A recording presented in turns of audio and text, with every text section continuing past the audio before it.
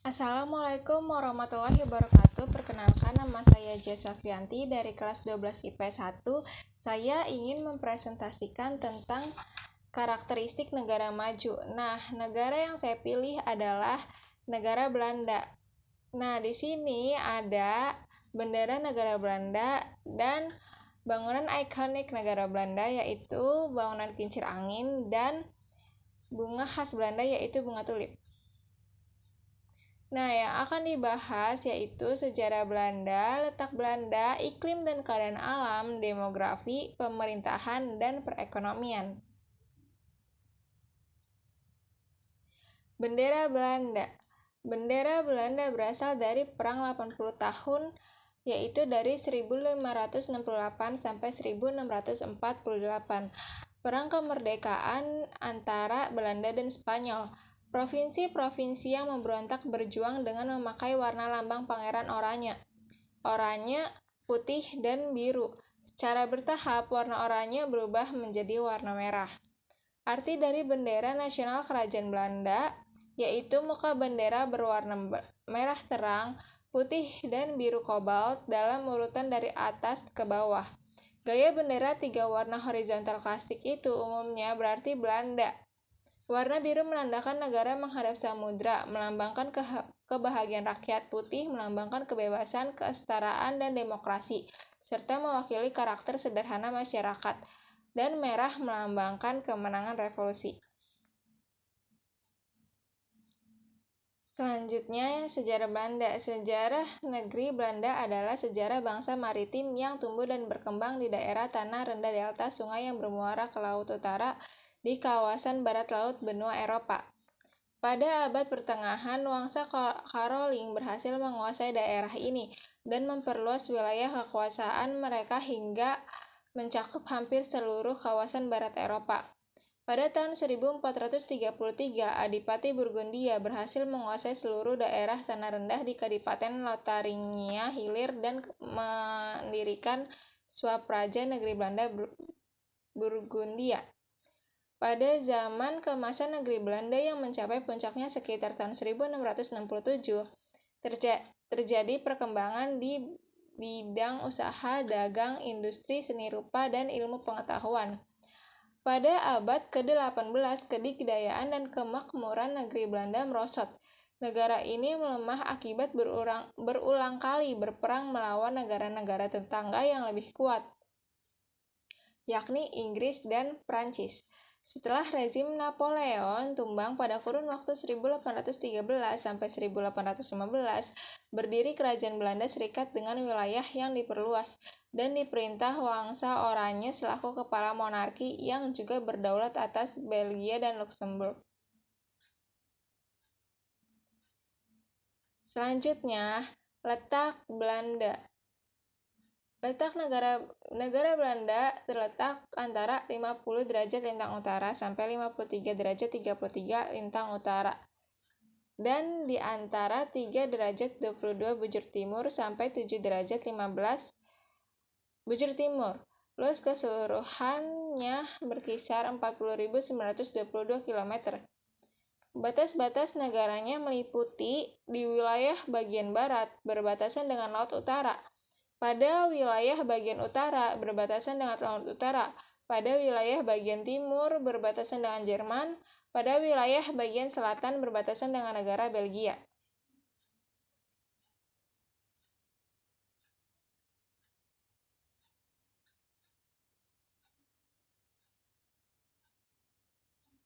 Selanjutnya, iklim dan keadaan alam negara Belanda. Iklim di Belanda sama seperti iklim di negara Eropa pada umumnya. Belanda memiliki musim dingin, musim semi, musim panas, dan musim gugur. Musim dingin hingga bersalju di bawah 0 derajat Celcius biasanya terjadi antara bulan Desember sampai dengan bulan Februari. Sedangkan Maret sampai Mei biasanya merupakan musim semi di mana bunga-bunga tulip yang indah sedang bermekaran. Musim panas biasanya terjadi di bulan Juni sampai September, di mana temperatur paling panas dapat mencapai 30 derajat Celcius. Musim gugur biasanya terjadi di bulan Oktober sampai November, disertai dengan angin dan hujan. Untuk curah hujan sekitar 760 mm turun sepanjang tahun. Iklim di Belanda termasuk sejuk karena mayoritas tanah daratannya adalah di bawah permukaan laut. Selanjutnya, keadaan alam negara Belanda. Kondisi permukaan bumi negara Belanda yang dominan adalah adanya bagian daratan yang lebih rendah dari permukaan air laut, yakni pada bagian barat negara Belanda, di sepanjang garis pantai barat dan pantai utara bagian daerah ini diiringi oleh deretan gurun pasir yang ketinggiannya mencapai 30 meter. Di bagian belakang gurun pasir, terdapat genangan air menyerupai rawa yang ditumbuhi dengan tumbuhan rawa. Demografi. Nah, demografi negara Belanda ini yang saya bahas ada 3, penduduk, agama, dan pendidikan. Penduduk negara Belanda ditaksir berpenduduk sebanyak 16.785.403 jiwa. Pada tanggal 30 April 2013, Belanda merupakan negara berpenduduk terbanyak ke-10 Eropa dan terbanyak ke-61 di dunia. Antara tahun 1900 dan 1950. Populasi negara ini hampir menjadi 2 kali lipat, semula dari 5,1 juta menjadi 10 juta jiwa. Dari tahun 1950 sampai 2000, populasinya kemudian bertambah lagi dari 10 juta menjadi 15,9 juta jiwa. Tetapi laju pertumbuhan penduduk lebih kecil daripada 50 tahun lampau. Laju pertumbuhan taksiran pada tahun 2013 adalah sekitar 0,44%. Agama. Pada tahun 2013, statistik Belanda menemukan bahwa 26% populasi identifikasi sebagai Katolik Roma, 16%. Sebagai Protestan, 5% beragama 16% sebagai Protestan, 5% beragama Muslim, dan 6% lain-lain. Yang terakhir mencakup dominasi Kristen lainnya. Hindu 0,6%, Yahudi 0,1%, dan Buddha 0,4%. Badan tersebut mewawancarai 3.237 orang pada periode 2010 sampai 2013. Kemudian pendidikan. Pendidikan di Belanda adalah wajib antara usia 5 dan 16 tahun.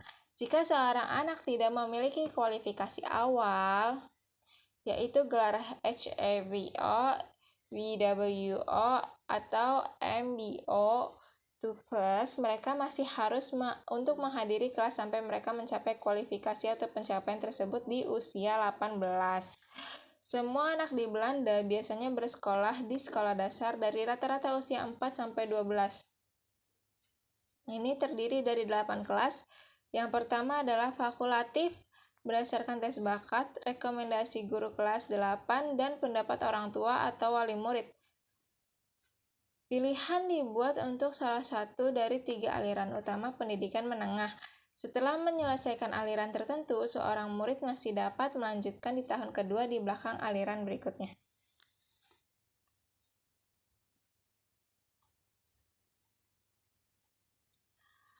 Selanjutnya, pemerintahan negara Belanda. Belanda telah menjadi monarki konstitusional sejak tahun 1815 dan demokrasi parlementer sejak tahun 1848. Belanda digambarkan sebagai negara konstitusional politik dan pemerintah Belanda disifatkan oleh suatu usaha untuk mencapai kemufakatan yang luas mengenai urusan-urusan yang penting dalam komunitas politik maupun masyarakat secara keseluruhan. Pada tahun 2010, The Economist menempatkan Belanda sebagai negara paling demokratis ke-10 di dunia. Raja Belanda adalah kepala negara, kini Raja Willem Alexander. Menurut konstitusi Belanda, kedudukan kepala negara diperlengkapi oleh kuasa yang terbatas. Kepala negara dapat menggunakan pengaruhnya ketika kabinet baru hendak dibentuk, di mana pengaruh itu akan berperan sebagai penengah yang netral di antara partai-partai politik. Selain itu, gelar ratu tidak memiliki keberartian konstitusional. Berhak untuk diajak rapat dan konsultasi bergantung kepada kepribadian dan hubungan raja dengan Dewan Menteri. Raja bisa saja berpengaruh melebihi kekuasaan yang diberikan oleh konstitusi. Lembaga legislatif adalah Staten-Generaal atau Serikat Umum. Terdiri atas 2 majelis, 75 anggota. Eerste Kamer, majelis pertama, dipilih oleh 12 Dewan Provinsi untuk masa jabatan 4 tahun. 150 anggota Tweede Kamer, majelis kedua, dipilih langsung oleh rakyat untuk masa jabatan 4 tahun. Legislasi dilakukan di majelis kedua dan harus disetujui oleh majelis pertama.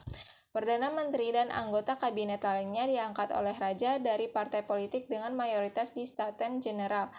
Dewan Negara dipimpin oleh raja dan berfungsi sebagai badan penasehat Belanda, dibagi kepada 12 kawasan administrasi yang dinamai provinsi. Perekonomian Belanda, pertanian, perikanan, perkapalan, dan perdagangan secara tradisional merupakan kegiatan ekonomi utama Belanda.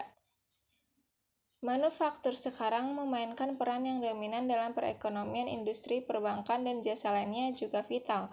Belanda adalah anggota asli European Economic Community yang dibentuk pada tahun 1957 dan sekarang disebut European Union atau UE, Uni Eropa, yang dibentuk pada tahun 1957 dan sekarang disebut Eropa. Kegiatan ekonomi negeri Belanda menyangkut bidang-bidang sebagai berikut. 1. Pertanian. Pertanian Belanda dilaksanakan secara modern dan intensif. Pertanian diusahakan di daerah bertanah liat antara Sungai Waal dan Sungai Rijn. Hasil pertanian utama Belanda adalah kentang, gandum, gula, bit, sayuran, dan buah-buahan.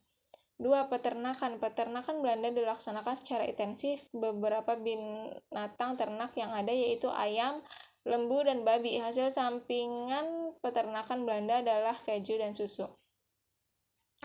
3. Pertambungan dan perindustrian. Hal-hal yang berhubungan dengan pertambangan dan perindustrian Belanda adalah sebagai berikut. Hasil tambang terpenting Belanda adalah batu bara dan minyak bumi. Tambang batu bara terdapat di daerah sebelah tenggara. Minyak bumi ditambah di bagian timur laut.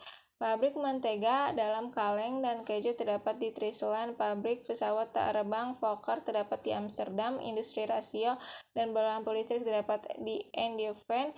Industri galangan kapal terdapat di Rotterdam dan Amsterdam. Industri tenun terdapat di Twente, yaitu SND dan Amelo. Industri mesin dan logam terutama terdapat di bagian barat. Pabrik tepung terigu, kulit, dan sepatu terdapat di Hortogen. Hubungan Belanda-Indonesia. Hubungan Belanda dengan Indonesia mengacu pada hubungan antara Indonesia dan Belanda.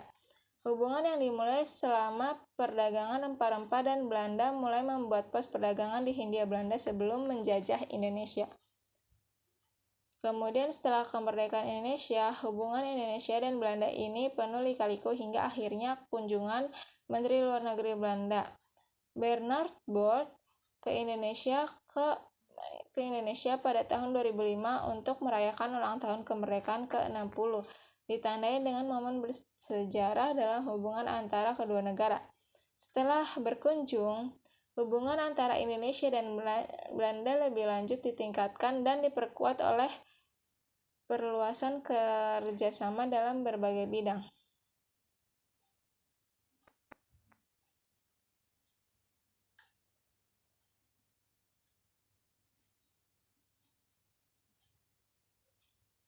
Sekian dari presentasi saya. Wassalamualaikum warahmatullahi wabarakatuh. Terima kasih.